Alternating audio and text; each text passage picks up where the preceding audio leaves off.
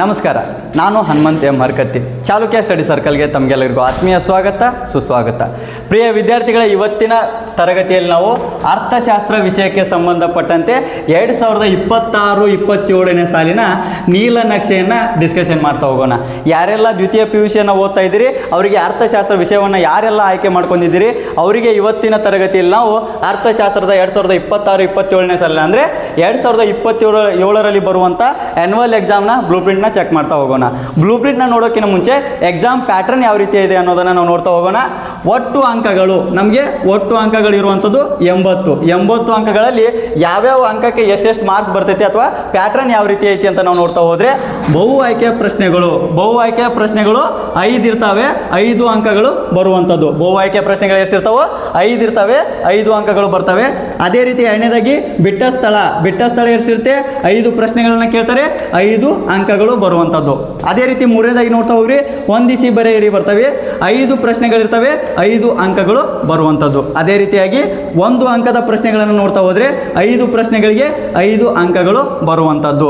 ಅದೇ ರೀತಿಯಾಗಿ ನೆಕ್ಸ್ಟ್ ನಾವು ನೋಡ್ತಾ ಹೋಗೋಣ 2 ಅಂಕದ ಪ್ರಶ್ನೆಗಳು. 2 ಅಂಕದ ಪ್ರಶ್ನೆಗಳಿಗೆ ನೀವು 6 ಬರಿಬೇಕು. ಅಂದರೆ ಅವರು 10 ಪ್ರಶ್ನೆಗಳನ್ನು ಕೇಳಿರ್ತಾರೆ, 10 ಪ್ರಶ್ನೆಗಳಿಗೆ ಕೇಳಿರ್ತಾರೆ, ಅದರಲ್ಲಿ ನೀವು 6ಕ್ಕೆ ಉತ್ತರಿಸಿದರೆ ನಿಮಗೆ 12 ಅಂಕಗಳು ಸಿಗುವಂಥದ್ದು. 10 ಪ್ರಶ್ನೆಯಲ್ಲಿ ನೀವು ಬರಿಬೇಕಾಗಿದ್ದು 6 ಪ್ರಶ್ನೆಗೆ ಮಾತ್ರ ಉತ್ತರ ಬರೀಬೇಕು. ಅದಾದ ನಂತರ ಎಕನಾಮಿಕ್ಸಲ್ಲಿ ನಿಮಗೆ 4 ಅಂಕದ ಪ್ರಶ್ನೆಗಳಿರುವಂಥದ್ದು. ಟೋಟಲ್ ಆಗಿ 4 ಅಂಕದ ಪ್ರಶ್ನೆಗಳನ್ನು 9 ಕೇಳಿರ್ತಾರೆ. ಟೋಟಲ್ ಆಗಿ 4 ಅಂಕದ ಪ್ರಶ್ನೆಗಳನ್ನು 9 ಕೇಳಿರ್ತಾರೆ. ಅದರಲ್ಲಿ ನೀವು ಬರಿಬೇಕಾಗಿದ್ದೆಷ್ಟು 5 ಪ್ರಶ್ನೆಗಳಿಗೆ ಮಾತ್ರ ಉತ್ತರಿಸಬೇಕು. 5 ಪ್ರಶ್ನೆಗಳಿಗೆ ಉತ್ತರಿಸಿದೆ ನಿಮಗೆ 20 ಅಂಕಗಳು ಸಿಗುವಂಥದ್ದು. ನಿಮ್ಗೆ ಎಷ್ಟು ಸಿಗ್ತಾವೋ 20 ಅಂಕಗಳು ಸಿಗ್ತಾ ಇರ್ತವೆ. ಅದೇ ರೀತಿಯಾಗಿ ನಿಮಗೆ 6 ಅಂಕದ ಪ್ರಶ್ನೆಗಳು, 6 ಅಂಕದ ಪ್ರಶ್ನೆಗಳನ್ನು ಒಟ್ಟು 5 ಪ್ರಶ್ನೆಗಳನ್ನು ಕೇಳಿರ್ತಾರೆ. ಒಟ್ಟು 5 ಪ್ರಶ್ನೆಗಳನ್ನು ಕೇಳಿರ್ತಾರೆ. ಅದಕ್ಕೆ ನಿಮಗೆ 18 ಅಂಕಗಳು ಸಿರುವಂಥದ್ದು. 3 ಪ್ರಶ್ನೆಗಳಿಗೆ ನೀವು ಉತ್ತರಿಸಬೇಕಾಗುತ್ತೆ. 6 3 18 ಅಂಕಗಳು ನಿಮಗೆ ಇಲ್ಲಿ ಸಿಗ್ತಾ ಇರ್ತವೆ. ಕೊನೆಯದಾಗಿ 5 ಅಂಕದ ಪ್ರಶ್ನೆಗಳು, 5 ಅಂಕದ ಪ್ರಶ್ನೆಗಳನ್ನು ಅವರು 5 ಕೇಳಿರ್ತಾರೆ. 5 ಅಂಕದ ಪ್ರಶ್ನೆಗಳನ್ನು 5 ಕೇಳಿರ್ತಾರೆ. ನೀವು ಅದಕ್ಕೆ 2 ಬರಿಬೇಕು. 2 ಬರೆದ್ರೆ ಎಷ್ಟಾಗುತ್ತೆ, ಅದಕ್ಕೆ ನಿಮಗೆ 10 ಅಂಕಗಳು ಸಿಗುವಂಥದ್ದು. 5 ಅಂಕದ ಪ್ರಶ್ನೆಗಳನ್ನು 2 ಕೇಳಿರ್ತಾರೆ, ಅದರಲ್ಲಿ ನೀವು 5 ಕೇಳಿರ್ತಾರೆ, ಅದರಲ್ಲಿ 2 ಬರಿಬೇಕು, ನಿಮಗೆ 10 ಅಂಕ ಸಿಗುತ್ತೆ. ಟೋಟಲ್ ಆಗಿ ಎಕ್ಸಾಮ್ ಪ್ಯಾಟರ್ನ್ ಎಷ್ಟಿರುತ್ತೆ ಅಂದರೆ 80 ಅಂಕಕ್ಕೆ ಇರುತ್ತೆ. ಟೋಟಲ್ ಆಗಿ ನಿಮಗೆ 80 ಅಂಕ ಈ ರೀತಿ ಎಕ್ಸಾಮ್ ಪ್ಯಾಟರ್ನ್ ಇರುವಂಥದ್ದು. ಇದು ಎಕ್ಸಾಮ್ ಪ್ಯಾಟರ್ನ್. ಹಾಗೆ ಬ್ಲೂ ಪ್ರಿಂಟ್ ಯಾವ ರೀತಿ ಐತಿ, ಎಷ್ಟು ಅಧ್ಯಾಯ ಅದಾವು, ಯಾವ್ಯಾವ ಅಧ್ಯಾಯಕ್ಕೆ ಎಷ್ಟು ಅಂಕಗಳನ್ನು ಕೇಳ್ಯಾರ ಅಂತ ನೋಡ್ತಾ ಹೋದರೆ, ಈ ಎಕನಾಮಿಕ್ಸಲ್ಲಿ ಸೂಕ್ಷ್ಮ ಅರ್ಥಶಾಸ್ತ್ರ ಮತ್ತು ಸಮಗ್ರ ಅರ್ಥಶಾಸ್ತ್ರ ಅಂತೇಳಿ 2 ಭಾಗಗಳನ್ನು ನಾವು ಮಾಡ್ತೀವಿ. ಅದರಲ್ಲಿ ಸೂಕ್ಷ್ಮ ಅರ್ಥಶಾಸ್ತ್ರದಲ್ಲಿ ಮೊದಲನೇ ಅಧ್ಯಾಯ 1 ಒಟ್ಟು ಅಂಕಗಳು ಎಷ್ಟು, 7 ಅಂಕಗಳನ್ನ ಕೇಳ್ತಾರೆ. ಒಟ್ಟು ಅಂಕಗಳು 7. ಹಾಗಾದ್ರೆ ಹೆಂಗೆ ಡಿವೈಡ್ ಮಾಡಿದ್ದಾರೆ, 1 ಅಂಕದ 1 ಪ್ರಶ್ನೆ, 2 ಅಂಕದ 1 ಪ್ರಶ್ನೆ, 4 ಅಂಕದ 1 ಪ್ರಶ್ನೆ, 1 ಅಂಕದ 1 ಪ್ರಶ್ನೆ, 2 ಅಂಕದ 1 ಪ್ರಶ್ನೆ, 4 ಅಂಕದ 1 ಪ್ರಶ್ನೆ, ಒಟ್ಟು ಮೊದಲನೇ ಅಧ್ಯಾಯದಿಂದ ಬರುವಂಥವು 7 ಅಂಕಗಳು. ಅದೇ ರೀತಿಯಾಗಿ ನಾವು 2ನೇ ಅಧ್ಯಾಯವನ್ನು ನೋಡ್ತಾ ಹೋಗೋಣ. 2ನೇ ಅಧ್ಯಾಯದಲ್ಲಿ ಒಟ್ಟು ನಿಮಗೆ 20 ಅಂಕಗಳು ಬರ್ತಾವೆ. 2ನೇ ಅಧ್ಯಾಯದಲ್ಲಿ ಎಷ್ಟು ಬರ್ತಾವೆ, 20 ಅಂಕಗಳು ಬರ್ತಾವ. 1 ಅಂಕದ 3 ಪ್ರಶ್ನೆಗಳು, 2 ಅಂಕದ 1 ಪ್ರಶ್ನೆ, ಅದೇ ರೀತಿ 4 ಅಂಕದ 1 ಪ್ರಶ್ನೆ, 5 ಅಂಕದ 1 ಪ್ರಶ್ನೆ, 6 ಅಂಕದ 1 ಪ್ರಶ್ನೆ ಮತ್ತು 5 ಅಂಕದ 1 ಪ್ರಶ್ನೆ. ಟೋಟಲ್ ಆಗಿ 20 ಅಂಕಕ್ಕೆ ನಿಮಗೆ 1 ಅಂಕದ 3 ಬರುತ್ತೆ, 2 ಅಂಕದ 1 ಬರುತ್ತೆ, 4 ಅಂಕದ 1 ಪ್ರಶ್ನೆ, 6 ಅಂಕದ 1 ಪ್ರಶ್ನೆ ಮತ್ತು 5 ಅಂಕದ 1 ಪ್ರಶ್ನೆ. 2ನೇ ಅಧ್ಯಾಯ ವೆರಿ ಇಂಪಾರ್ಟೆಂಟು, 20 ಅಂಕಗಳು ಬರ್ತಾವೆ. ಅದೇ ರೀತಿಯಾಗಿ ನಾವು 3ನೇ ಅಧ್ಯಾಯವನ್ನು ನೋಡ್ತಾ ಹೋಗೋಣ. 3ನೇ ಅಧ್ಯಾಯದಲ್ಲಿ ನಿಮಗೆ 10 ಅಂಕದ ಪ್ರಶ್ನೆಗಳು ಬರ್ತಾವೆ. 10 ಅಂಕದಲ್ಲಿ 1 ಅಂಕದ 2 ಪ್ರಶ್ನೆ, 2 ಅಂಕದ 1 ಪ್ರಶ್ನೆ ಮತ್ತು 6 ಅಂಕದ 1 ಪ್ರಶ್ನೆ. ಟೋಟಲ್ 10 ಆಯಿತು. 1 ಅಂಕದ 2 ಪ್ರಶ್ನೆ, 2 ಅಂಕದ 1 ಪ್ರಶ್ನೆ ಮತ್ತು 6 ಅಂಕದ 1 ಪ್ರಶ್ನೆ, ಒಟ್ಟು 10 ಅಂಕಗಳು ನಿಮಗೆ 3ನೇ ಅಧ್ಯಾಯದಿಂದ ಬರ್ತಾವೆ. ಅದೇ ರೀತಿಯಾಗಿ ನಾವು 4ನೇ ಅಧ್ಯಾಯವನ್ನು ನೋಡ್ತಾ ಹೋಗೋಣ.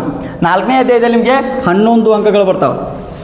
4ನೇ ಅಧ್ಯಾಯದಲ್ಲಿ 11 ಅಂಕಗಳಿಗೆ ನಿಮಗೆ 1 ಅಂಕದ 3 ಪ್ರಶ್ನೆ ಬರ್ತಾವ, 2 ಅಂಕದ 2 ಪ್ರಶ್ನೆ ಬರ್ತಾವ, ಅದೇ ರೀತಿ 4 ಅಂಕದ 1 ಪ್ರಶ್ನೆ ಬರ್ತಾ ಟೋಟಲ್ ಆಗಿ 11 ಅಂಕಗಳು ನಿಮಗೆ ಸೂಕ್ಷ್ಮ ಅರ್ಥಶಾಸ್ತ್ರದ 4ನೇ ಅಧ್ಯಾಯದಲ್ಲಿ ಬರುವಂಥದ್ದು. ಅದೇ ರೀತಿ ಸೂಕ್ಷ್ಮ ಅರ್ಥಶಾಸ್ತ್ರದ 5ನೇ ಅಧ್ಯಾಯ ಮತ್ತು ಕೊನೆಯ ಅಧ್ಯಾಯ ಅಂತ ಕರಿತೀವಿ. ಇದಕ್ಕೆ ನಿಮಗೆ 10 ಅಂಕಗಳು ಬರ್ತಾವ. 10 ಅಂಕಗಳು ಬರ್ತಾವ. ಅದರಲ್ಲಿ 1 ಅಂಕದ 1 ಪ್ರಶ್ನೆ, 4 ಅಂಕದ 1 ಪ್ರಶ್ನೆ ಮತ್ತು 5 ಅಂಕದ 1 ಪ್ರಶ್ನೆ ಬರುವಂಥದ್ದು. 5 ಅಂಕದ 1 ಪ್ರಶ್ನೆ, 4 ಅಂಕದ 1 ಪ್ರಶ್ನೆ ಮತ್ತು 1 ಅಂಕದ 1 ಪ್ರಶ್ನೆ. ಟೋಟಲ್ ಆಗಿ ನಿಮಗೆ 10 ಅಂಕ ಬರ್ತಾವೆ. ಟೋಟಲ್ ಆಗಿ ನಾವು ಸೂಕ್ಷ್ಮ ಅರ್ಥಶಾಸ್ತ್ರವನ್ನು ನೋಡ್ತಾ ಹೋದರೆ 58 ಅಂಕಗಳು ಬರ್ತಾವೆ. ಸೂಕ್ಷ್ಮ ಅರ್ಥಶಾಸ್ತ್ರದಲ್ಲಿ 58 ಅಂಕಗಳ ಪ್ರಶ್ನೆಗಳು ಬರುವಂಥದ್ದು ನೀವು ಇದರಲ್ಲಿ ಉತ್ತರಿಸಬೇಕಾಗತ್ತೆ. ಇನ್ನು ಸೆಕೆಂಡ್ ಒನ್ ಸಮಗ್ರ ಅರ್ಥಶಾಸ್ತ್ರ. ಸಮಗ್ರ ಅರ್ಥಶಾಸ್ತ್ರವನ್ನು ನೋಡ್ತಾ ಹೋದರೆ ಮೊದಲನೇ ಅಧ್ಯಾಯದಲ್ಲಿ ನಿಮಗೆ 5 ಅಂಕಗಳು ಬರ್ತಾವ. 5 ಅಂಕದಲ್ಲಿ 1 ಅಂಕದ ಒಂದು ಪ್ರಶ್ನೆ ಮತ್ತು 4 ಅಂಕದ ಒಂದು ಪ್ರಶ್ನೆ ಬರುವಂಥದ್ದು. ಟೋಟಲ್ ಆಗಿ ನಿಮಗೆ 1ನೇ ಅಧ್ಯಾಯದಲ್ಲಿ 5 ಅಂಕಗಳು ಬರ್ತಾವೆ. ಅದೇ ರೀತಿ 2ನೇ ಅಧ್ಯಾಯವನ್ನು ನಾವು ನೋಡ್ತಾ ಹೋಗೋಣ. 2ನೇ ಅಧ್ಯಾಯದಲ್ಲಿ ಒಟ್ಟು 17 ಅಂಕಗಳು ಬರ್ತಾವೆ. 2ನೇ ಅಧ್ಯಾಯದಲ್ಲಿ 17 ಅಂಕಗಳು ಬರ್ತಾವ. 1 ಅಂಕದ 2 ಪ್ರಶ್ನೆ, 2 ಅಂಕದ 2 ಪ್ರಶ್ನೆ ಮತ್ತು 6 ಅಂಕದ ಒಂದು ಪ್ರಶ್ನೆ, 5 ಅಂಕದ ಒಂದು ಪ್ರಶ್ನೆ. ಟೋಟಲ್ ಆಗಿ ನಿಮಗೆ 2ನೇ ಅಧ್ಯಾಯದಲ್ಲಿ 17 ಅಂಕಗಳು ಬರುವಂಥದ್ದು. ಇನ್ನು 3ನೇ ಅಧ್ಯಾಯವನ್ನು ನಾವು ನೋಡ್ತಾ ಹೋದರೆ 3ನೇ ಅಧ್ಯಾಯದಲ್ಲಿ 12 ಅಂಕಗಳು ಬರ್ತಾವೆ. 3ನೇ ಅಧ್ಯಾಯದಲ್ಲಿ 12 ಅಂಕಗಳು ಬರ್ತಾವೆ. 1 ಅಂಕದ 2 ಪ್ರಶ್ನೆ ಮತ್ತು 4 ಅಂಕದ ಒಂದು ಪ್ರಶ್ನೆ ಮತ್ತು 6 ಅಂಕದ ಒಂದು ಪ್ರಶ್ನೆ. 6 ಅಂಕದ ಒಂದು ಪ್ರಶ್ನೆ, 4 ಅಂಕದ ಒಂದು ಪ್ರಶ್ನೆ ಮತ್ತು 1 ಅಂಕದ 2 ಪ್ರಶ್ನೆ. ಟೋಟಲ್ ಆಗಿ 12 ಅಂಕಗಳು ನಿಮಗೆ 3ನೇ ಅಧ್ಯಾಯದಲ್ಲಿ ಬರುವಂಥದ್ದು. ಇನ್ನು 4ನೇ ಅಧ್ಯಾಯವನ್ನು ನೋಡ್ತಾ ಹೋಗೋಣ. 4ನೇ ಅಧ್ಯಾಯದಲ್ಲಿ ಒಟ್ಟು ನಿಮಗೆ 8 ಅಂಕಗಳು. 4ನೇ ಅಧ್ಯಾಯದಲ್ಲಿ 8 ಅಂಕಗಳು. 1 ಅಂಕದ 2 ಪ್ರಶ್ನೆ, 2 ಅಂಕದ ಒಂದು ಪ್ರಶ್ನೆ, 4 ಅಂಕದ ಒಂದು ಪ್ರಶ್ನೆ ಬರುವಂಥದ್ದು. ಟೋಟಲ್ ಆಗಿ 8 ಅಂಕಗಳು ನಿಮಗೆ 4ನೇ ಅಧ್ಯಾಯದಲ್ಲಿ ಬರ್ತವೆ. ಅದೇ ರೀತಿ 5ನೇ ಅಧ್ಯಾಯವನ್ನು ನೋಡ್ತಾ ಹೋದರೆ 9 ಅಂಕಗಳು. 5ನೇ ಅಧ್ಯಾಯದಲ್ಲಿ 9 ಅಂಕಗಳು. 1 ಅಂಕದ ಒಂದು ಪ್ರಶ್ನೆ, 2 ಅಂಕದ 2 ಪ್ರಶ್ನೆ, 4 ಅಂಕದ ಒಂದು ಪ್ರಶ್ನೆ ಟೋಟಲ್ ಆಗಿ ಬರುವಂಥದ್ದು.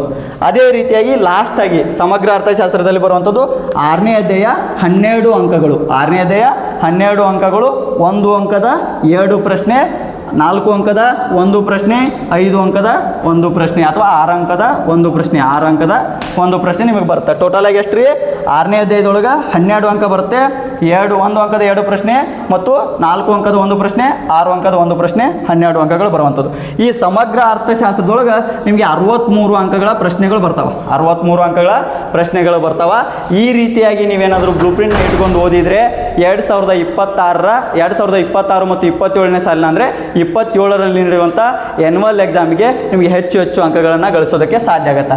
ಹಾಗಾಗಿ ಈ ಬ್ಲೂ ಪ್ರಿಂಟ್ ನಿಮಗೆ ಎಕ್ಸಾಮಿನ ಪರ್ಪಸ್ ನಿಮಗೆ ಓದೋದಕ್ಕೆ ಹೆಲ್ಪ್ ಆಗುತ್ತೆ. ಇದು ತುಂಬ ಇಂಪಾರ್ಟೆಂಟ್ ಆಗಿರುತ್ತೆ. ಈ ಅಧ್ಯಾಯಕ್ಕೆ ಸಂಬಂಧಪಟ್ಟಂತೆ ಎಷ್ಟು ಅಂಕಗಳನ್ನು ಕೇಳ್ಯಾರಂತ ನೋಡಿಕೊಂಡು ಆ ರೀತಿ ನೀವು ಅಭ್ಯಾಸವನ್ನು ಮಾಡಬೇಕಾಗುತ್ತೆ. ಈ ವಿಡಿಯೋ ನಿಮ್ಗೆ ಏನಾದರೂ ಇಷ್ಟ ಆಗಿದ್ರೆ ವಿಡಿಯೋನ ಲೈಕ್ ಮಾಡಿ. ಚಾನಲ್ಗೆ ಏನಾದರೂ ಸಬ್ಸ್ಕ್ರೈಬ್ ಮಾಡಿಲ್ಲ ಅಂದರೆ ಚಾನಲ್ನ ಸಬ್ಸ್ಕ್ರೈಬ್ ಮಾಡ್ಕೊಳ್ಳಿ. ದ್ವಿತೀಯ PUCಗೋಸ್ಕರ ನಾನು ಒಂದು ವಾಟ್ಸಪ್ ಗ್ರೂಪ್ನ ಕ್ರಿಯೇಟ್ ಮಾಡಿದ್ದೀನಿ. ಡಿಸ್ಕ್ರಿಪ್ಷನಲ್ಲಿ ಅದರ ಲಿಂಕ್ನ ಕೊಟ್ಟಿರ್ತೀನಿ. ಯಾರಾದರೂ ಜಾಯ್ನ್ ಆಗೋರಿದ್ರೆ ಅದಕ್ಕೆ ಜಾಯ್ನ್ ಆಗಿ ನಿಮಗೆ ಅಲ್ಲಿ ದ್ವಿತೀಯ PUCಗೆ ಹಲವಾರು ವಿಷಯಗಳ ಬಗ್ಗೆ ಮತ್ತು ಬೇರೆ ವಿಷಯಗಳ ಬಗ್ಗೆ ಇರ್ತಕ್ಕಂಥ ಮಾಹಿತಿಯನ್ನು ನಾನು ಈ ವಾಟ್ಸಪ್ ಗ್ರೂಪ್ ಒಳಗೆ ಹಾಕ್ತಾ ಇರ್ತೀನಿ. ಹಾಗಾಗಿ ಇಲ್ಲಿವರೆಗೂ ವಿಡಿಯೋ ನೋಡಿದ್ದಕ್ಕಾಗಿ ಧನ್ಯವಾದಗಳು.